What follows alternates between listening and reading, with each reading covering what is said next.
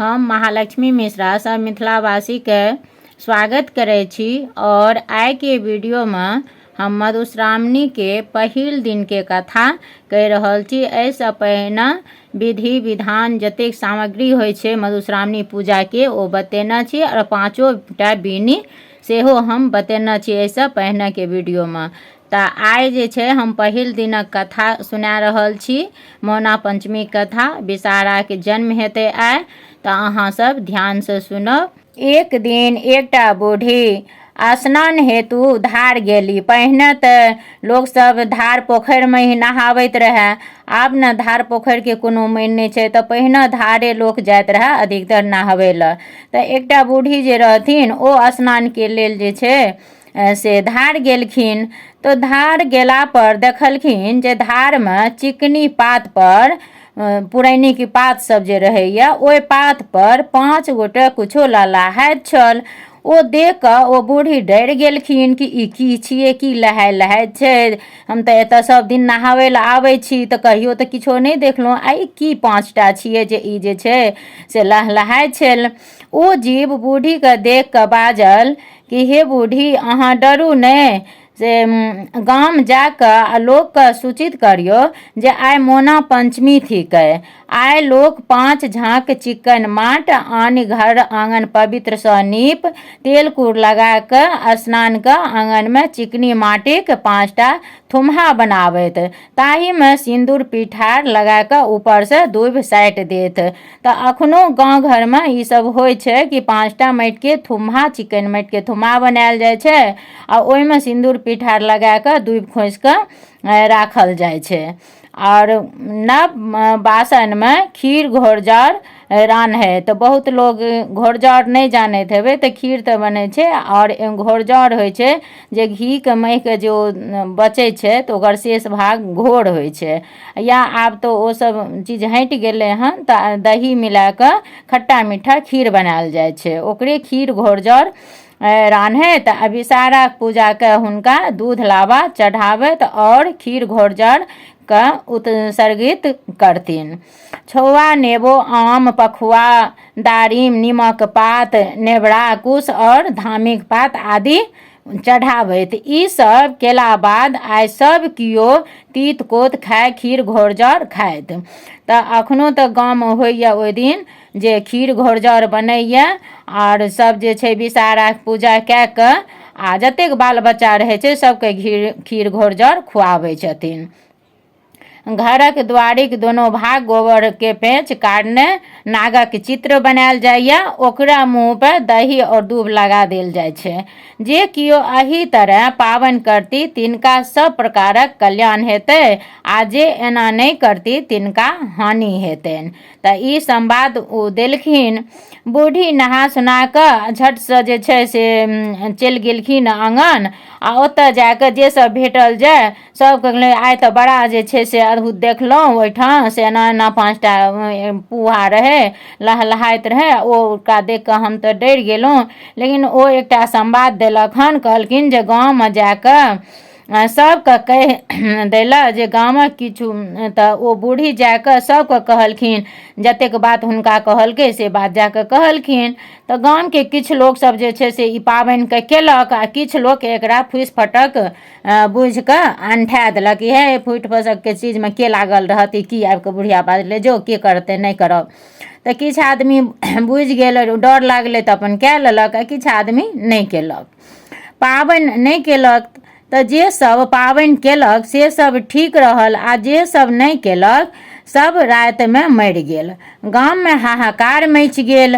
हारि के लोग सब फेर बूढ़ी के ओतऽ आयल और पुछलक। या तो किछु लोग कहलकै जे काल्हि एगो बूढ़ी रहथिन, ओ एना एना बात कहलखिन रहे, तऽ हमसब तऽ पाबनि जकर जिंदा रहे सब तऽ कहलकै हमसब तऽ ई पाबनि केना रही, आ जे नहीं केलकै तऽ ओ सब जे छै से मरि गेलै। तऽ वएह बूढ़ी लग में फेर पूछे ले एलखिन जे आब कोन उपाय हेतै जैसे लोक सब जीवित हेतै। तऽ बूढ़ी के किछु नहीं पता रहनि। तऽ ओ बूढ़ी कहलखिन ठीक छै, आइ हम फेर पोखरि जायब तऽ ओतऽसँ हम बात कए कऽ आबै छी जे की कहथिन। तऽ बूढ़ी जे छै से 5 जीव ओहिना लहलाइत रहै। ओ पाँचो बहिन विषहारा छलीह। बूढ़ी हुनका प्रणाम कऽ गामक सब वृत्तांत जे छै से सुनेलखिन आ पूछलखिन जे मोहल्लाक लोक सबके पुनः जीवेबाक कोन उपाय कयल जेतै। तऽ विषहारा कहलखिन जे पहिने तऽ हमरा अनुसारे ओ सब पाबनि नहि केलक, तेँ सब मरि गेल। तऽ आब एके उपाय अछि जे गाममे जे ककरो कराहीमे खीर घोरजाउर लागल होय तऽ ओकरा घोरि कऽ मरल लोक सबके चटा देबै। तऽ ई बुझा देबै कि अगला पंचमीके नाग पंचमी होतै। ओहि दिनसँ नियम पूर्वक पाबनि करे तखनहि कल्याण हेतै।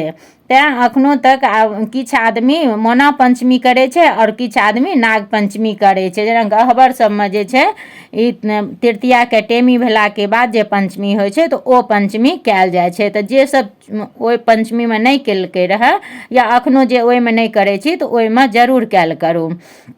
बूढ़ी गाम के घरे घरे कराही लागल खीर घोरजाउर ताकि कऽ मोरला सबके चटाल। तखन पुनः ओ सब जीव गेला। आब सेहो सब प्रसन्न भऽ विषहाराक पूजा अनुसारे पाबनि करय लागल और आनंद से रहय लागल। महिला लोक सब पुनः जीवित उठल और नाग पंचमी के दिन पाबनि केलक से मरे कहलक। तऽ ओही दिनसँ ई मोना पंचमी आ नाग पंचमी के पूजा विषहाराक पूजा साउनमे ई हुए लागल। तऽ अहूँ सब जे नहि करै छी, जे करै छी ओ तऽ बहुत बढ़िआँ, जे नहि करै छी तऽ अहूँ सब जेना ई कथामे सुनलिए हँ तऽ जरूर करब। आ विषहाराक जन्म। एक दिन महादेव आ गौरी दुनू संग सरोवरमे जलक्रीड़ा करैत रहैत।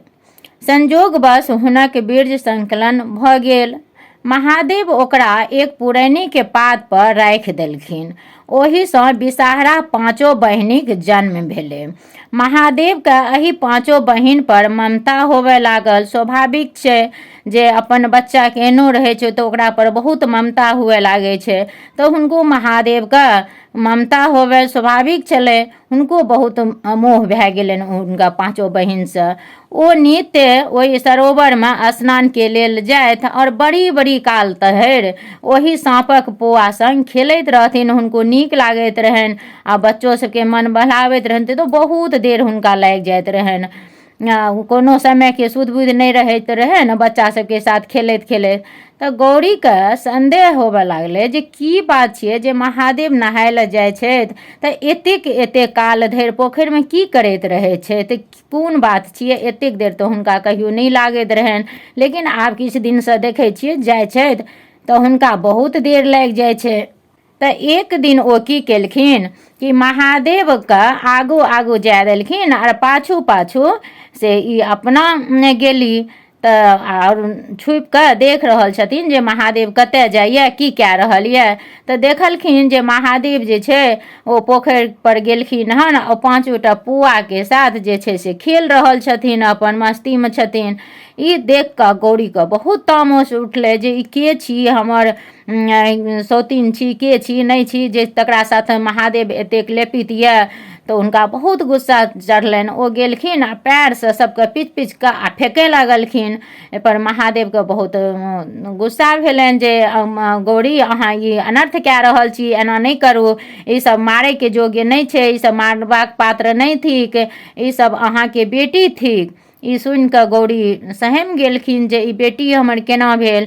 तऽ ई सब तऽ महादेव समझेलखिन जे ई सब अनेको कष्टके दूर करत आ कहियो अहूँके उपकार करत। मृत भुवनमे साउन मासमे एकरा सभक पूजा हेतै। जे एहि पाँचो बहिनीक पूजा करत तकरा साँपके डर भय नहि रहतै। ओ धन्य धान्यसँ पूर्ण रहत और ओकरा सब तरह कल्याण होतै।